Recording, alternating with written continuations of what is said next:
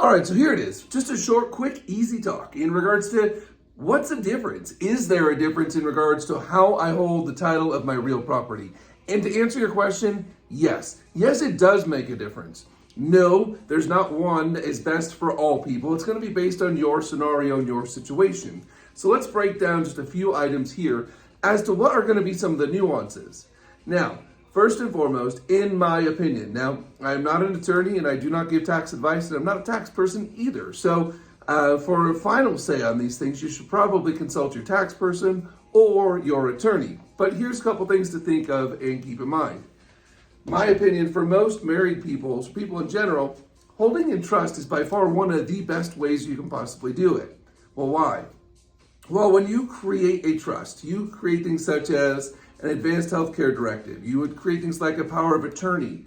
You create a contingency plan should anything happen to you, the homeowner, that would avoid any need or desire to go to the courts or need further attorneys in order to identify as to who gets what, how things get handled. Conservatorships aren't needed, probates aren't needed at that rate, and there's really no arguing with any of the potential heirs as to who gets what, because guess what?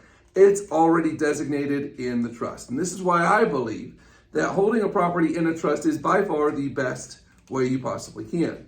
Now, this may not work out for everybody, and I get it, doesn't fit all scenarios. There is also, you can hold property with a revocable transfer on death deed. So that is something else, but that can be a video all in and to itself. You got questions? You can always message me about any of these, as well as if you go to teamtitleguy.com, there is going to be a button that says Ticor Resources. When you click that, there'll be a drop down. Under informational flyers, there is a flyer that does fully break down all of the nuances of what I'm speaking to now. So if you like it, I can always message it to you as well.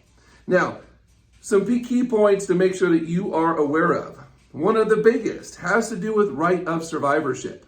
So we said that with a trust, it automatically bypasses quite a few of those hurdles. However, if it's two people on title as joint tenants and one of them pass away with joint tenancy or with community property when designated with right of survivorship, the surviving person on title automatically will get the property moving forward. Now, you do have to file some paperwork like the affidavit of death of joint tenant, a copy of the death certificate to vest the property forward, but you do not need probate with either of those. Now, keep in mind that maybe if you're married, and maybe it's a second marriage or a third marriage, God forbid it be a fourth marriage, maybe you didn't get it right the first 3 times, you're thinking the fourth time is going to be better, so kudos to you on that one. But maybe you have kids with different marriages, and maybe you don't want your half going to your significant other because you want to make sure that your heirs get it. Again, whatever your story is, it's your story, let it be you. But do know that there are consequences as to how this stuff all goes down, and as long as you're okay with it, and it fits your scenario, then it's good for you. That's why there's different options here.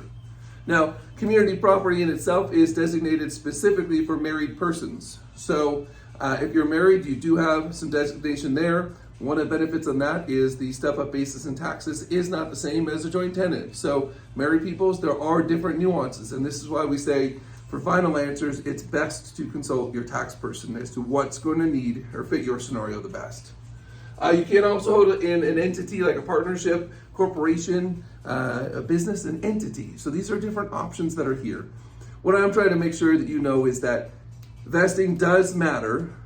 If you do not put a vesting on your title, so let's say it's Johnny and Sally, husband and wife, and that's it. There's no designation. Well, guess what? It's going to default to tenants in common. And with tenants in common, should one person pass away, well, guess what? The decedent's portion then needs to be probated in order to vest the property forward, be it to sell or refinance in the future. So it will create headaches down the road. You do want to make sure that we're getting these things addressed.